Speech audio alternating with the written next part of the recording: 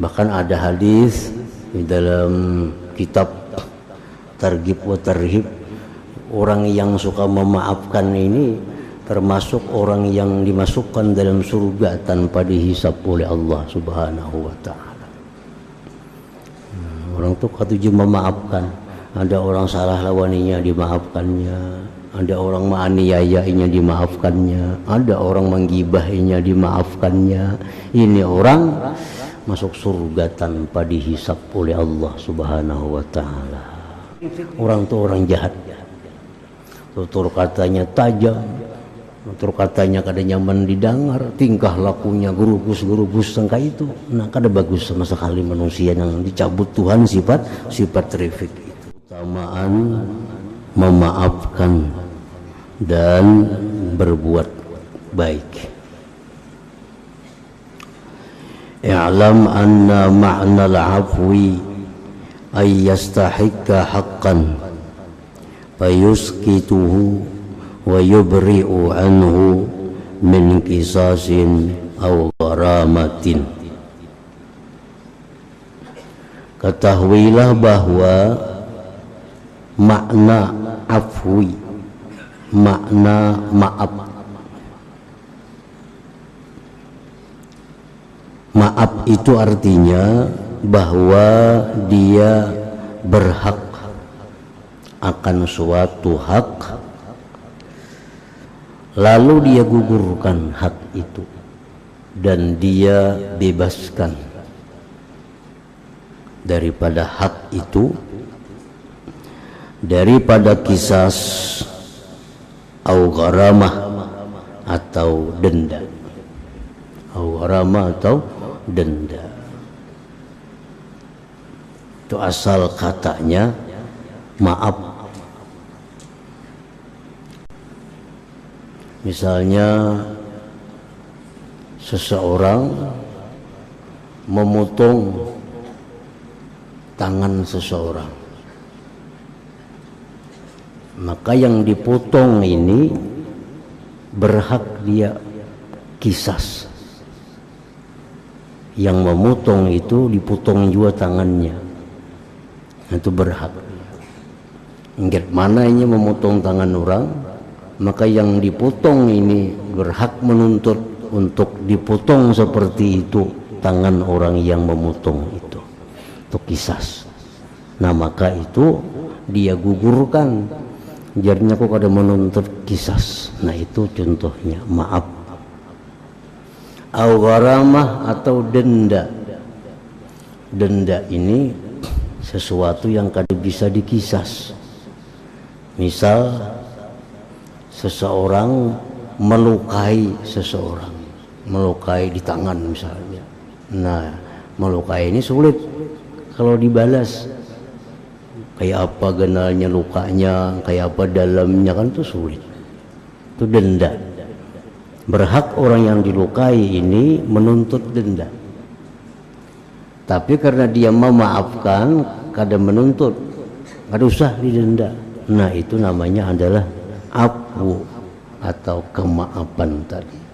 Dia berhak tapi dia gugurkan haknya. Qala Allah Ta'ala, Allah berfirman, khudhil afwa wa'mur bil 'urfi wa a'rid 'anil jahilin. Allah berfirman, ambillah kemaafan itu. Kita ambil maaf aja. Dari sekian banyak pilihan-pilihan, kita ambil dah dimaafkan aja. Dan suruhlah dengan berbuat baik dan berpaling dari orang jahil. Artinya berpaling orang jahil itu kada melawan, kada melawani orang jahil. Wa qala ta'ala, firman Allah, wa anta'afu aqrabu littaqwa, bahwa memaafkan itu lebih dekat bagi takwa. Nah, itu ayat-ayat Al-Quran yang menjelaskan tentang keutamaan memaafkan tadi.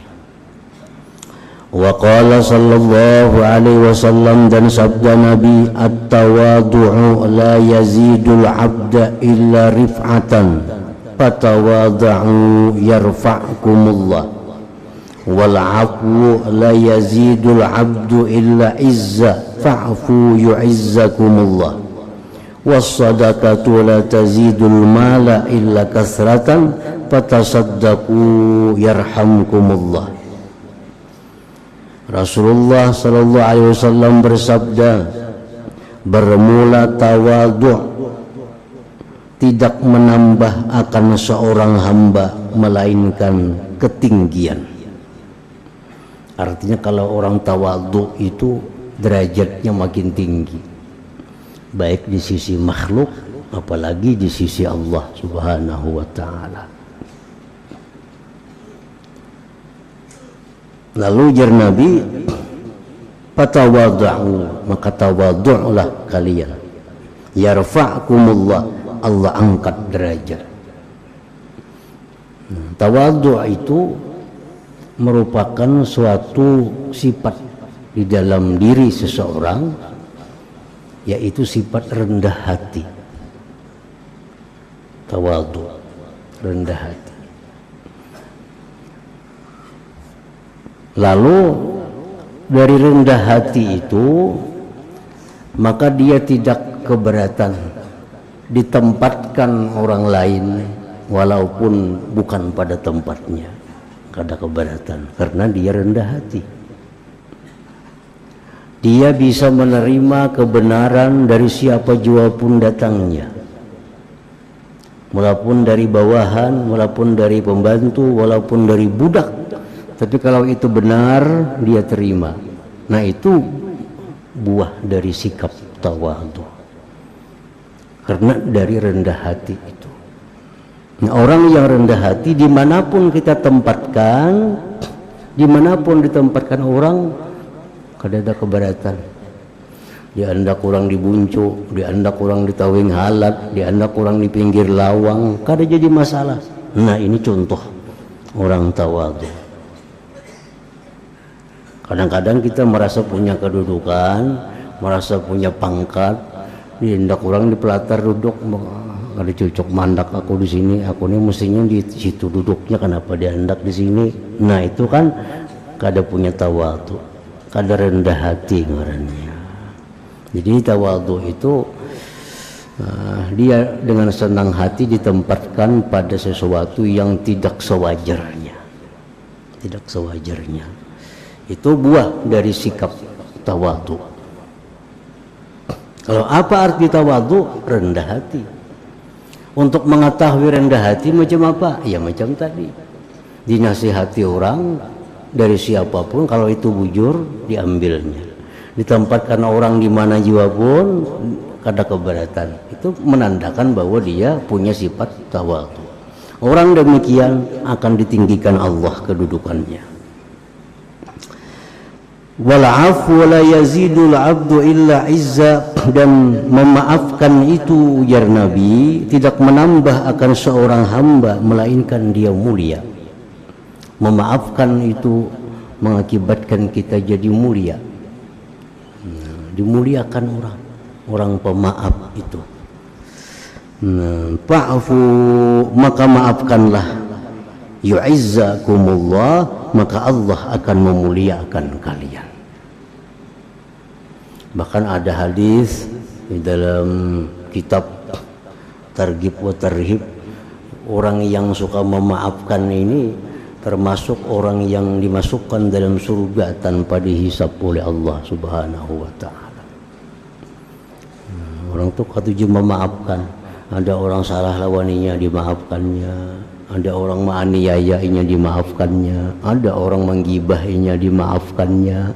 Ini orang masuk surga tanpa dihisap oleh Allah Subhanahu wa ta'ala. Wassadaqatu la tazidul mala illa kasratan, dan lagi ujar Nabi, sedekah itu tidak menambah harta melainkan banyak. Artinya sedekah itu menambah harta. Jangan sekali-kali bersedekah itu sesudah dapat harta. Sebelum dapat harta bersedekah. Jangan bersedekah menunggu berdagang tu payu. Nah, belum payu sudah berdahulu sedekah, niscaya akan menambah rezekinya. Itu jar Nabi bahwa sedekah itu menambah harta, kada bakal mengurangi harta, menambah harta. Bisa menambah berkahnya sudah nyata, bisa menambah barangnya, menambah duitnya, fisiknya.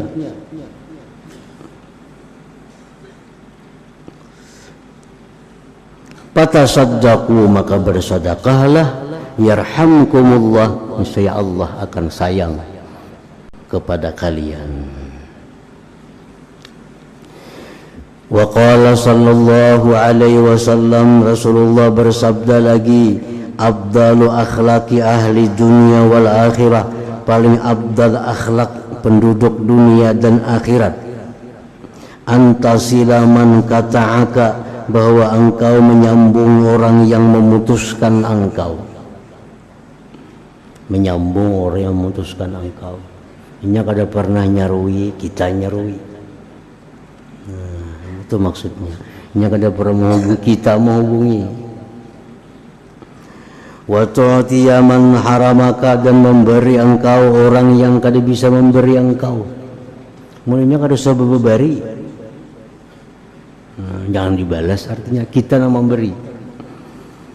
Nah, wa ta'fu amman zalamaka, dan memaafkan orang yang berbuat aniaya kepada engkau. Itu husnul khuluq, disebut dengan baik akhlak seseorang. Itu yang paling memberatkan timbangan amal seorang hamba waktu ditimbangkannya di akhirat, husnul khuluq. Waruya anil Hasanil Basri rahimahullah, diriwayatkan dari Hasan Basri rahimahullah, annahu dakhala ala amirin ya'ridu lahu bil afwi. Hasan Basri ini masuk ke amir, gubernur lah amir nih, di bawahnya khalifah tuh ada amir, gubernur. Apa Hasan Basri masuk kepada gubernur itu? Menawarkan bagi gubernur, ya'ridu lahu bil afwi, menawarkan bagi gubernur dengan maaf. Maksudnya li ashabi, bagi kawan-kawan Hasan Basri. Kawan Hasan Basri ada yang mengeritik kebijakan gubernur. Ini kebijakan gubernur ada kurang bagus, dikritik, diprotes oleh kawan Hasan Basri. Lalu marah gubernur.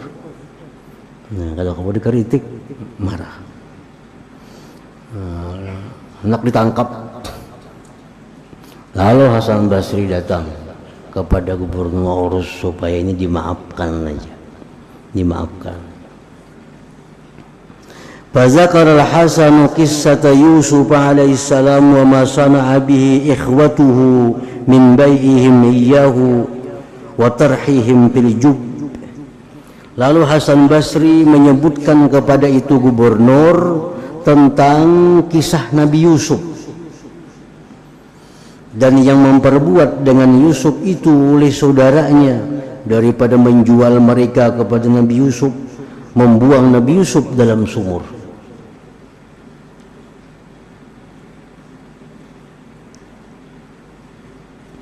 Faqala, berkata Hasan Basri, ba'u akhahum, dan sanak Nabi Yusuf ini menjual saudara mereka, wa ahzanu abahum, dan membuat sedih orang tua mereka. Wa zakara ma laqiya min qaidin nisa wa min al-habsi. Lalu Hasan Basri menyebutkan lagi apa yang menjumpai Yusuf daripada tipu daya perempuan dan daripada ditahan. Yusuf diperdaya oleh perempuan, ditahan pulang. Summa qala, kemudian berkata Hasan Basri, ayyuhal amir, wahai gubernur, madza sana'allahu bih, apa yang Allah perbuat dengan Nabi Yusuf? Pernah dimasukkan ke dalam sumur, pernah dijual, pernah dipitnah perempuan, pernah dimasukkan orang ke dalam penjara, Nabi Yusuf. Lalu apa yang Allah perbuat dengan Nabi Yusuf? Adalahu minhum, Allah menangkan Yusuf dari mereka. Wa rafa'a zikrahu, Allah tinggikan sebutan Nabi Yusuf. Wa a'ta kalimat wa a'la kalimatahu, Allah tinggikan kalimat Nabi Yusuf. Wa ja'alahu ala khazainil ardi, dan Allah jadikan Nabi Yusuf memegang perbendaharaan bumi. Akhirnya Nabi Yusuf jadi apa? Jadi orang besar. Nah, sudah Yusuf jadi orang besar, famadza sana'a hina akmala lahu amrahu wa jama'a lahu ahlahu, apa yang Nabi Yusuf perbuat ketika Allah sempurnakan bagi Yusuf perkaranya, Allah himpunkan bagi Yusuf keluarganya. Setelah Yusuf jadi penguasa Mesir, apa yang terjadi? Nabi Yusuf kumpul dan sanak dahulu nang membuang ke sumur, nang maaniaya, dikumpulkan oleh Nabi Yusuf semua. Apa jar Nabi Yusuf? Sudah tak kumpulan semua nang sanak nang dulu menyakiti menyiksa nih. Ujar Nabi Yusuf, la tasriba alaikumul yawma, tidak ada celaan bagi kalian hari ini. Tidak usah diungkap masa lalu, selesai. Ditambah hari pernah itu kan dikisahkan lagi yang dahulu pernah macam-macam itu. La tasriba alaikum yaum yaghfirullahu lakum, semoga Allah mengampuni kalian. Wa huwa arhamur rahimin. Dikisahkan itu kepada gubernur supaya gubernur hakun memaafkan, mau memaafkan kawan-kawan Hasan Basri yang akan ditangkap oleh gubernur itu. Mendengar kisah itu, fa'afa dzalikal amir, akhirnya memaafkan itu gubernur tadi, memaafkan. Satu contoh orang yang memaafkan, Nabi Yusuf diangkat Allah derajatnya, dimuliakan oleh Allah sehingga menjadi manusia terhormat sepanjang masa, baik di dunia maupun di akhirat. Itu contohnya. Waruwiya anna ibn Mas'ud surikat lahu darahim faja'alu yad'una ala man akhazah faqala lahum Allahumma in kana hamalahu ala akhdhiha hajatun fabarik lahu fiha wa in kana hamalathu jara'atun ala dhanbi faj'alhu akhira zunubi. Ibnu Mas'ud sahabat Nabi, dicuri orang milik sidin beberapa dirham, duit sidin diambil maling, maka jadilah mereka mendoakan atas orang yang mengambilkannya nih, atas pencuri itu, mendoakan kada baik, mudahan ini mudahan itu. Faja'alu yad'una 'ala man akhadhaha. Ini Ibnu Mas'ud, salah seorang sahabat yang alim besar, yang banyak dituntut ilmunya kepada beliau, dicuri orang hartanya. Lalu murid-muridnya mendoakan mudah maling ini celaka, maling ini macam-macam. Ujar Ibnu Mas'ud, faqala lahum Allahumma in kana hamalahu ala akhdhiya hajah, ya Allah, jika adalah si maling itu mengambil, jikalah si maling itu mendorong akan dia atas mengambil dirham oleh hajat, kalau maling itu karena dia berhajat dengan duit itu, fabarik lahu biha, berkahi bagi si maling itu pada duit itu. Dan jika adalah mendorong akan maling itu oleh berani atas dosa, jadikanlah dosa itu akhir daripada dosa-dosanya. Nah, ini doa Ibnu Mas'ud. Wa qala Muawiyah, berkata Muawiyah, alaikum bil hilmi wal ihtimal fa idza amkanatkum al fursatu fa alaikum bis sabhi wal ibdal. Muawiyah berkata atas kalian bersifat hilim dan menyandang. Maka bila memungkinkan akan kamu oleh kesempatan, maka atas kamu dengan memaafkan dan berbuat baik. Waktu kita di bawah, waktu kita jadi bawahan, kita disakiti orang, disakiti atasan, ya sandang sandang, ihtimam. Begitu kita ada kesempatan untuk membalas, jangan dibalas, maka hendaklah memaafkan dan berbuat kebaikan. Nah, kemudian fadilatur rifqi, fadilah rifik. Rifik ini artinya adalah lemah, lembut dalam perkataan dan tindakan, tingkah laku, perbuatan, lemah lembut. Kada keras, kada kasar. Nah, itu rifik. Ya'lam anna rifqa mahmudun, bahwa lembut dalam perkataan perbuatan itu terpuji. Wa yudaduhu, berlawanan dengan rifq al-unfu wal hiddah, keras dan tajam. Orang menutup lawang itu bisa dengan rifq, dengan lembut menutup lawang, bisa dengan kasar. Nah, itu contoh perbuatan yang rifik. Kalau orang menutup pintu, menutup lawang dengan rifik, kada melagum bunyi lawang itu.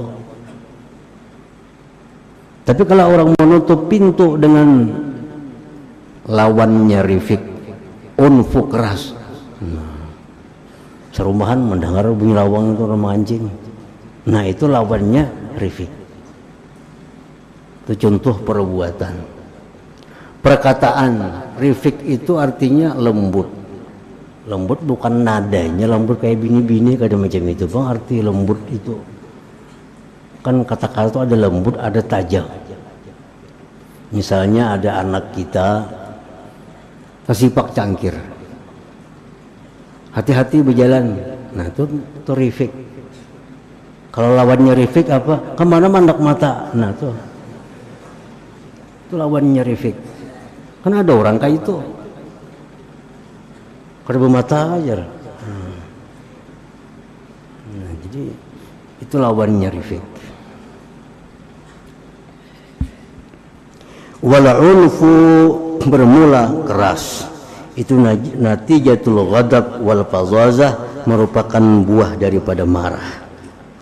War rifqu wal lin, rifik lembut itu natijatul husnil khuluq, buah dari baik budi pekerti, wassalamah dan salamah. Jadi tingkah laku yang lembut, tutur kata yang lembut, itu disebut rifik dalam bahasa agamanya. Lawannya kasar atau tajam atau keras. Wala yahsunul khuluqu illa bi dhabati quwwatil ghadabi wa hifziha ala haddil i'tidal, dan tidaklah baik budi pekerti itu melainkan dengan mengelola, menjaga kekuatan marah dan menjaganya atas batasan sedang. Nah, jadi orang yang disebut baik akhlak itu lembut dalam perkataan perbuatan itu terpuji. Wa yudaduhu, berlawanan dengan rifq al-unfu wal hiddah, keras dan tajam. Orang menutup lawang itu bisa dengan rifik, dengan lembut menutup lawang, bisa dengan kasar. Tiyahazzuhu minar rifqi, barang siapa yang diberi bagian daripada rifik, faqad utiya hazzuhu, maka diberi bagian min khairid dunya wal akhirah, dari kebaikan dunia akhirat. Kalau orang ini diberi Tuhan rifik, tutur katanya lembut, tingkah lakunya lembut, ini orang dapat kebaikan dunia akhirat. Wa man hurrima hazzuhu, barang siapa yang dicegah bagian mengerifki daripada rifik tadi, faqad hurrima hazzuhu min khairid dunya wal akhirah, maka berarti dicegah kebaikannya dari kebaikan dunia dan akhirat. Kalau orang itu kada bersifat rifik, orang ini berarti kada dapat kebaikan dunia dan akhirat. Wa qala sallallahu alaihi wasallam, Rasulullah bersabda, iza ahabballahu ahla baitin, bila Allah mencintai sebuah keluarga, ahla baitin, Allah mencintai satu keluarga, satu rumah, adkhala alaihim ar-rifik, Allah masukkan di rumah tangga itu rifik, lakinya rifik, bininya rifik, anaknya rifik, maka rumah tangga itu menjadi rumah tangga yang bagus. Coba rumah tangga itu kada rifik, bini ngancing lawang kayak apa, laki ngancing lawang kayak apa, sambatan sangat bagusnya adalah baiknya rumah tangga kayak itu. Nah, jadi kalau Allah menghendaki rumah tangga itu bagus, Allah masukkan rifik dalam rumah tangga itu. Wa qala sallallahu alaihi wasallam li Aisyah, alaiki birrifqi, jar Nabi, wahai Aisyah, atas engkau itu dengan rifik. Rifik. Wa innahu la yadkhulu bi syai'in illa zanahu, karena rifik itu tidak masuk pada sesuatu melainkan dia menghiasi akan sesuatu itu. Kalau rifik ini ada pada diri seseorang, maka jadi perhiasan pada diri orang itu. Wala yunza'u min syai'in illa syanahu, dan tidak dicabut rifik itu dari sesuatu melainkan dia menjahatkan akan sesuatu itu. Kalau orang itu kada bersifat rifik, orang itu orang jahat. Tutur katanya tajam, tutur katanya kada nyaman didengar, tingkah lakunya gerugus sangka itu. Nah, kada bagus sama sekali manusia yang dicabut Tuhan sifat rifik itu. Wasirru targhib, bermula rahasia digemarkannya pada rifik itu. Wasana'i alai, dipuji sifat rifik itu. Wahuwa, yaitu kaunu tiba ilal unfi wal hiddati amyal, karena keadaan tabiat manusia itu cenderungnya keras dan tajam, lebih cenderung ke sana. Nah, tabiat manusia ini umumnya kasar, keras. Makanya ada pendidikan tata krama, pendidikan adab. Karena manusia kalau dilihatkan kada dididik, dia akan jadi kasar, akan jadi keras. Nah, oleh karena itu banyak pujian-pujian yang diberikan Allah dan Rasul kepada orang-orang yang bersifat dengan sifat rifik tadi. Wa in kana al-unfu fi mahallihi hasana, sekalipun itu keras pada tempatnya baik. Memang kadang-kadang ada juga perlu keras itu. Ada kadang-kadang, tapi pada dasarnya rifik dulu. Nah, tapi pada tempat tertentu memang kita dituntut kadang-kadang untuk keras. Karena ada manusia yang kada mampan dengan lemah lembut. Ada manusia kada mampan lemah lembut. Bila kada keras maka, bila kada kasar maka hanyar mampan. Makanya Quran mengajarkan siapa sembahyang ini ke surga, siapa sembahyang ini hidupnya akan bagus, siapa sembahyang ini matinya selamat. Nah, itu lemah lembut. Bagi manusia ada yang cukup dengan demikian sudah sembahyang, sudah bagus kelakuan. Tapi ada manusia yang kada mampan. Maka Tuhan mengancam, bila kada sembahyang ke neraka jahanam, bila kada sembahyang disiksa di kubur. Nah, hanya mau sembahyang. Nah, jadi kadang-kadang manusia ada yang memerlukan keras itu, tapi itu pada tempat-tempat tertentu. Fa innal hajata qad tad'u ilaih, karena hajat terkadang membawa kepada keras. Walakin 'ala nujrah, tetapi jarang itu. Jarang. Wal kamilu, orang yang sempurna, man yumayyizu, orang yang bisa membedakan mawaqi ar-rifqi, mana tempat-tempat yang mesti kita lembut, an mawaqi'il unfi, dari tempat-tempat yang mananya kasar, mananya keras. Kita kalau membedakan. Kalau berdakwah di sini ada mampan lembut, harus kasar, maka nah itu ada mungkin demikian. Nah, orang yang sempurna, orang yang bisa membedakan mana mungkin tempat-tempatnya yang demikian, mana yang lembut. Fayu'ti kulla amrin haqqahu, maka dia bisa memberikan tiap-tiap perkara akan haknya perkara itu. Nah, kemudian zammul hasadi, celaan tentang hasad.